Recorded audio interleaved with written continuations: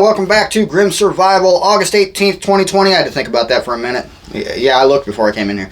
Anyway, I'm in the storage room. As you can tell by, there's a wall behind me. No, it's not painted black. This is a sheet. I bought this from Walmart. Don't do it. It's ugly. It's wrinkled. I've tried to get the wrinkles out of it before. My wife complains about it all the time. There's a hole in my shirt. No, that's not a hole. I don't know what that is. Something wet. Ugh. Yeah, anyway, we're still making the video. Hey, if I'm not happy, nobody's happy. This is not a statement. This is a philosophy of life for anybody around me, so keep that in mind. This is going to be one of those videos I'm just going to ramble. I'm just going to talk about, I don't know, life-changing events. That's probably a good title for it. Life-changing events. I've been reading a lot and watching a lot of videos of certain people. I'm not going to bother to put them up here because you can find this information for yourself.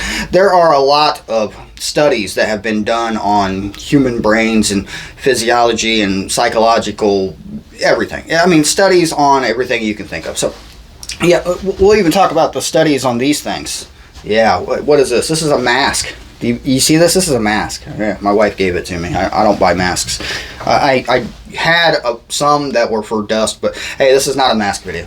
Life-changing events. So, in a person's life, usually there's an event, not usually, but a lot of times there's an event that will change the way you see life, that'll change the way, I don't know, you perceive what is going on around you or perceive how you see things. So there's a lot of events that can happen. It's usually something traumatic. It's usually like a death in the family or a near-death experience or an injury or something traumatic that happens to you or somebody around you that affects you in a traumatic way.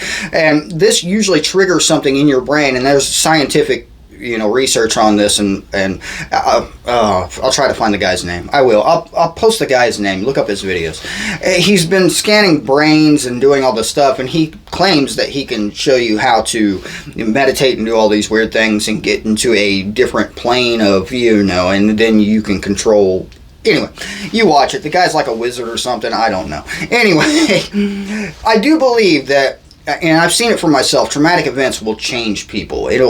A lot of times it'll change them, and it'll give them a drive. It'll give them something they have to do. And this can come from children. I mean, you see a lot of sports athletes that come from, bad neighborhoods and bad families, and something just pushed them, and they had that drive, and they went and fought, and they just wouldn't give up. And no matter what it took, they got to that higher level. They got to where they are at now as a professional athlete, or, whatever the case may be. Now, this has happened throughout history to many people, many people. I mean, lots of famous people, you watch videos on it on YouTube all day. Lots of famous people will tell you about some traumatic event that happened in their life that propelled them to where they are now. So my question really is, and the question that wizard, doctor, guy, scientist, whatever he is, said that is why do we have to wait for that traumatic event? So he started studying it and researching how to unlock that in your brain without having to have something drastic happen to unlock that for you.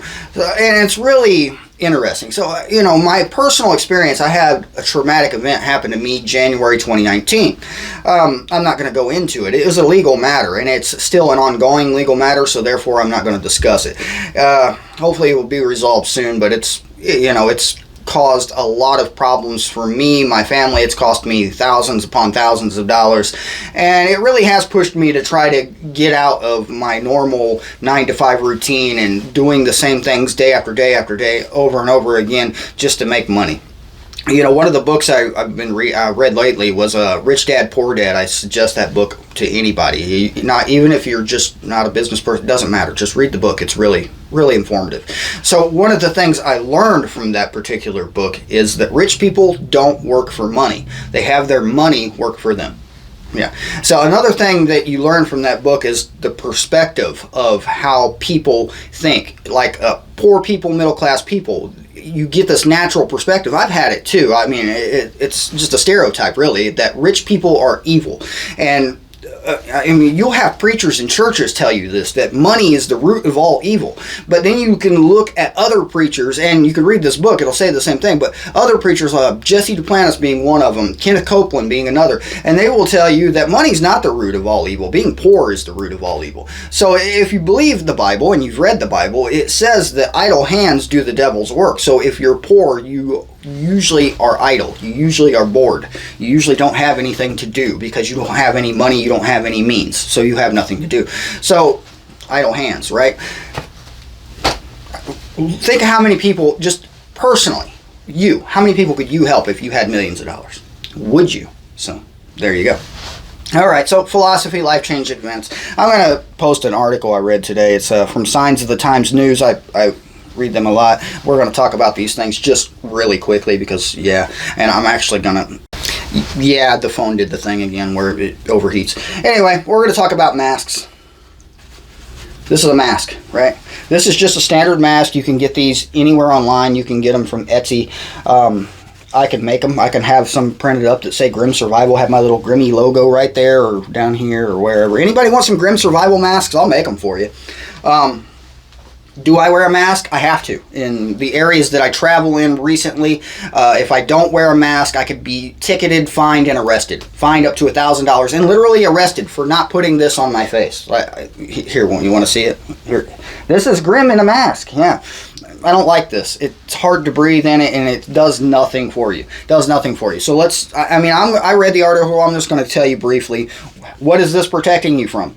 These were considered to be dust masks. You could buy these. You could still buy dust masks similar to these in any hardware store. Go to any hardware store in the paint section. You'll find these. You'll find respirators. What do these filter? Particles. They filter dust. They filter dust, maybe paint, maybe some fumes here and there. But is it going to keep a virus from coming through here? Will this keep a virus from coming through? I mean, this is the same material as this. I mean, so I do this, and I'm not going to get sick, right? Right? Think about it. Okay.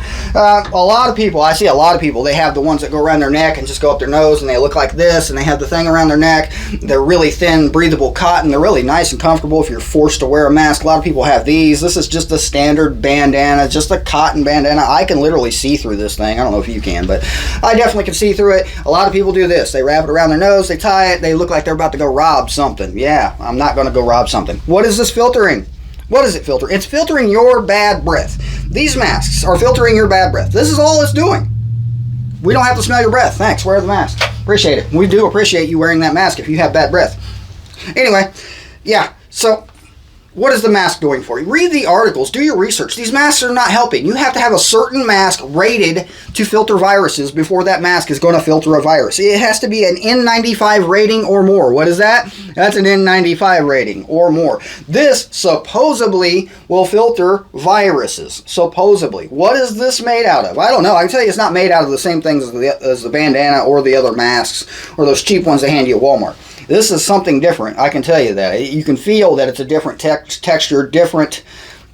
It's different. There's something about it that supposedly filters these viruses. And you can feel there is a big difference in it between that and the regular mask. So, N95 and higher rated masks are what's filter viruses. Where I got that one, I'm not going to tell you because it's really hard to find those masks right now. Really, really hard to find. Why is that? Because they've been bought up by all the government people and officials and police departments and things like that. And that's what they're using. And then they're forcing you to wear the other mask, no matter what it is, even just this. Most of these stores just have a sign, have something over your mask. Now, I read a article about a lady who had, the sign said she had to have a mask over her nose to come into the store. So she had it up here, and they tried to throw her out of the store, but she technically was complying to what the sign said. So, credits to her. That's my kind of person right there. All right, so this has just been enough of me rambling. Life-changing events and masks. What's the point? I mean, go have a life-changing event, and then maybe you'll see that you really don't need that stupid mask. Does it help you? It doesn't. If you're sneezing a lot and sick, then yes. If you're sick, then it's keeping somebody from getting the immediate sneeze from your sickness. It is not protecting you at all. None. Zero. Not at all. Not unless it's rated to, and your mask probably isn't. Alright, that's been enough of Grim Survival. Where I've been lately, I've been having severe tooth pain, so I really have. My face has been swollen and it's hurt, and I just haven't been able to make a video. I probably could have, but you wouldn't have liked it, and neither would have I. I probably yelled at you. Yeah, oh well. It's been Grim Survival. I'll see you later.